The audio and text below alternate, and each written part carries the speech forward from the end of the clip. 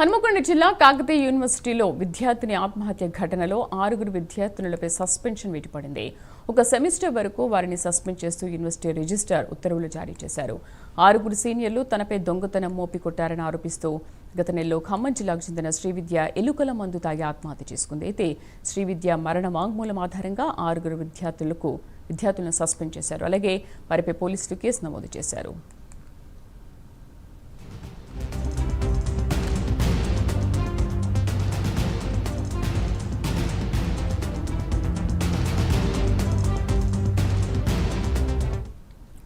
పూర్తి సమాచారం మా కరెస్పాండెంట్ తిరుపతి అందిస్తారు. తిరుపతి.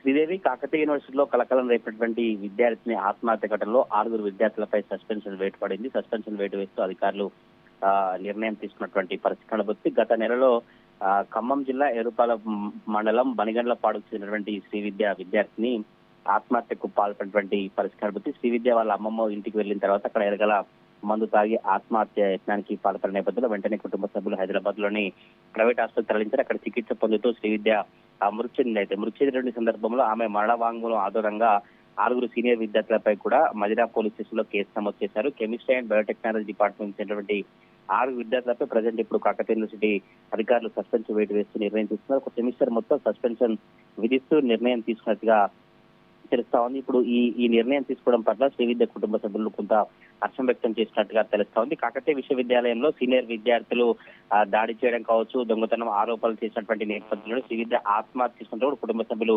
ముందు నుంచి చెప్తున్నటువంటి పరిస్థితి కనబడుతుంది. ఇటు ఇంటిగ్రేటెడ్ కెమిస్ట్రీలో 3 విద్యార్థులు, ఇంటిగ్రేటెడ్ బయోటెక్నాలజీలో 3 విద్యార్థులు సస్పెండ్ చేస్తూ నిర్ణయం తీసుకున్నటువంటి నేపథ్యంలో సెమిస్టర్ పరీక్షలకు 6 అనుమతి నిరాకరించినట్లుగా తెలుస్తా ఉంది. ప్రస్తుతం ఈ సెమిస్టర్ పరీక్షలు జరుగుతున్నప్పటికీ కూడా ఈ 6 విద్యార్థులకు అధికారులు అనుమతి నిరాకరించినట్లుగా కాకతీయ యూనివర్సిటీలో చర్చ అయితే కొనసాగుతున్నటువంటి పరిస్థితి. మరొక వైపు పోలీసుల దర్యాప్తు అయితే ఇంకా కొనసాగుతుంది. అటు కాకతీయ యూనివర్సిటీ పోలీసులు కావచ్చు, మదిరా పోలీసుల దర్యాప్తు ఇంకా కొనసాగుతున్నటువంటి సిచ్యువేషన్ అయితే కనిపిస్తా ఉంది. Sridevi. Right Tirupati, thank you.